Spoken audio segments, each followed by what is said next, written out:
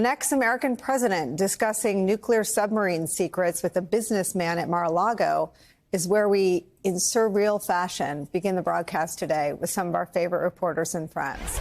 ABC News chief Washington correspondent and the author of the upcoming brand new book, Tired of Winning, Donald Trump and the End of the Grand Old Party, Jon Karl, is with us. Also joining us, former FBI counterintelligence agent Pete Strzok. With me at the table for the hour, MSNBC legal analyst Andrew Weissmann, a former top official with the Justice Department. Jon Karl, this would be, you know, the proverbial pick your cliche, dumped in the shredder if you pitched it as a Netflix show, tossed out if it were the plot line of your first novel by an agent who said this would never happen. Just take me through, one, what ABC reports, and two, what in your assessment is the most significant piece of this? Well, it's significant. This is part of the documents investigation. And this story, as far as we know, has nothing to do with an actual document. It gets to what is really at the heart of that case, which is what you just spoke about, and that is how Trump treated our nation's most sensitive military secrets. And it's hard to imagine secrets more sensitive than the capabilities of our nuclear arsenal. What we know, Jack Smith has spoken to this Australian billionaire on 2 occasions, and that he has described how Trump explained to him the details, at least what he purported to be the details, on the capabilities of our nuclear subs, including that particularly sensitive piece of information, which is how close an American nuclear sub can get to a Russian sub without being detected. And what's remarkable to me, besides Trump boasting and wanting to impress this Australian billionaire with this tale, is that in our reporting, as soon as that meeting is over, I mean, literally minutes after the meeting is over, Pratt is overheard telling others at Mar-a-Lago what Trump had just told him. Now, I think this is an underappreciated part of the story. That means that the special counsel is talking to a Mar-a-Lago employee who not only is detailing what they witnessed, but also in our reporting told the special counsel that he was disturbed by the fact that this information had been shared and was now suddenly being talked about right there, presumably on the patio at Mar-a-Lago. So again, this is nothing about documents. There's no suggestion that he was waving around a document, but clearly the special counsel's prosecutors saw this as significant and directly related to their case about Trump's handling of our secrets, not just our documents, but America's most sensitive secrets. I mean, Jon Karl, well, let me first ask you this. Are you able to answer whether or not any submarines or personnel were endangered by Trump sharing this information?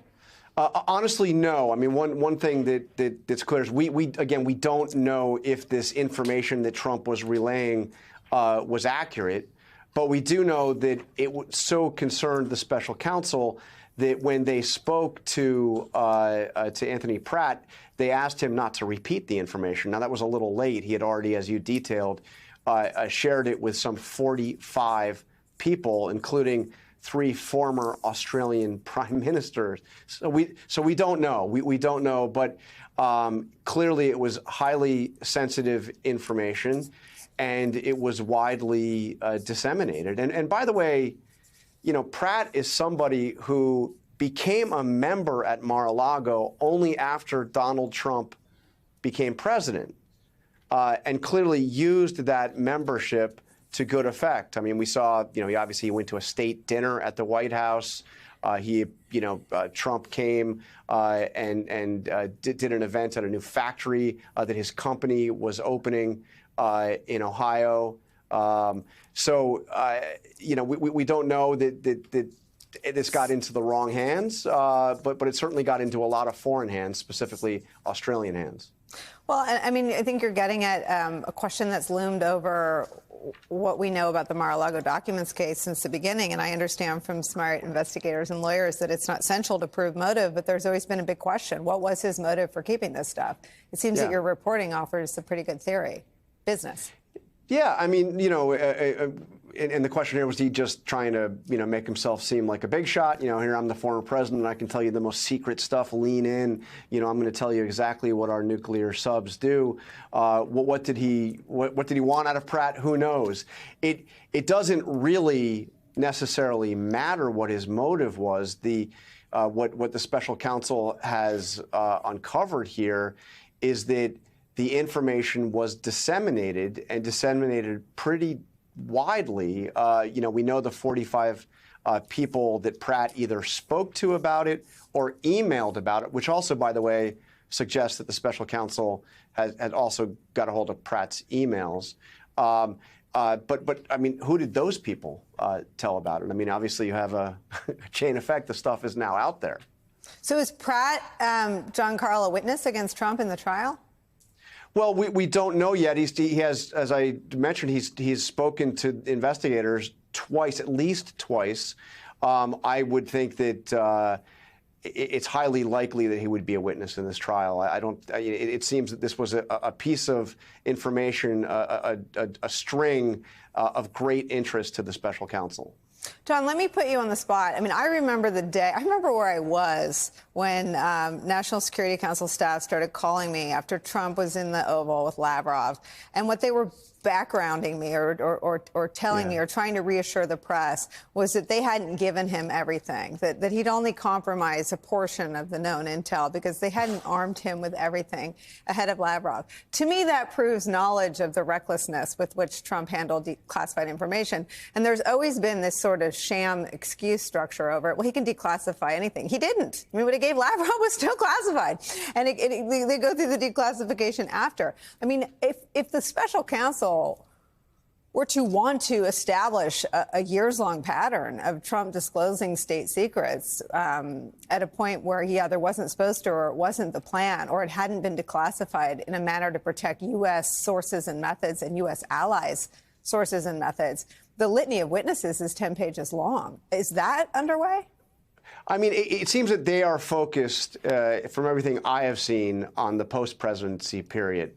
But clearly, and by the way, your conversation also illustrates another fact, which is early on at the time of that Oval Office meeting with Lavrov and with Kislyak, the Russian ambassador, and those incredible photos, by the way, of that meeting, which were released by the Russians, because the Russians had their photographer on board, and there was no American press in there, of course, or anything like that.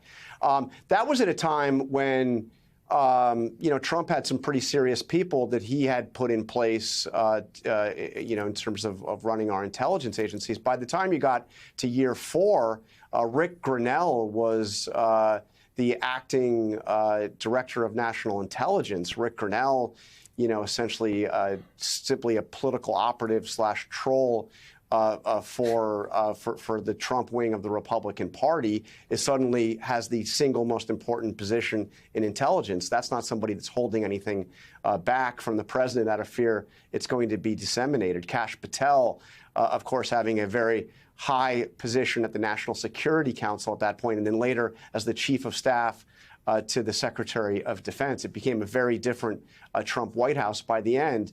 But I think that there is another thing that you get at here, Nicole, which is the documents are one thing, but Trump was privy to information that was, as he's the president of the United States, by definition, he had access to the most sensitive secrets. One thing, I'll give you another little sneak preview on the book. When Donald Trump came to Washington for his inauguration in 2017, the day before he was sworn in, he was briefed, something that's never been disclosed before, but he was briefed on the nuclear football, which of course is something that would always be with him, but how it works, what the operation is. And I'm told he took great interest. Trump was not one that really liked to be briefed about much of anything. But on this, I'm told he took great interest in everything he could find out about the nuclear football, how it works. That's, of course, the thing that goes with the president so that you can, launch a nuclear attack in an emergency. He took that knowledge with him. He may or may not have had documents related to any of that, but that is knowledge that he took with him when he left the White House. John Carlin had two of his favorite words in it, right? Nuclear and football. Yes. What else can you tell us about his keen interest in his briefing about the nuclear football? Because it makes, again, some of the excuses that Trump's conduct, and I'm thinking about his menacing tweets about Kim Jong-un, he doesn't know what he's doing. It sounds like he knew exactly what he was capable of if he paid close attention, rapt attention to the briefing on the nuclear football.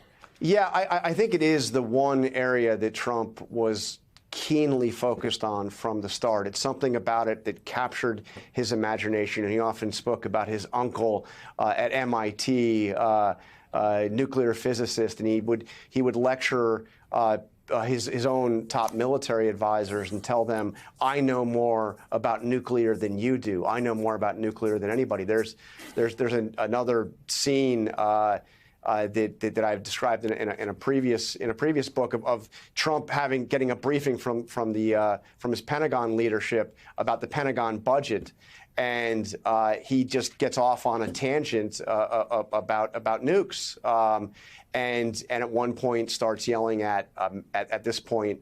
I think Dunford was the chairman of the Joint Chiefs of Staff. Mattis was the Secretary of Defense. And he's yelling at them, saying, I know more about nuclear than you do. I know more than you do. And you know what? It is one thing he really did pay attention to, not just that first briefing on the nuclear football, but he had a fascination about that, which may explain in part why he brought those documents to Mar-a-Lago.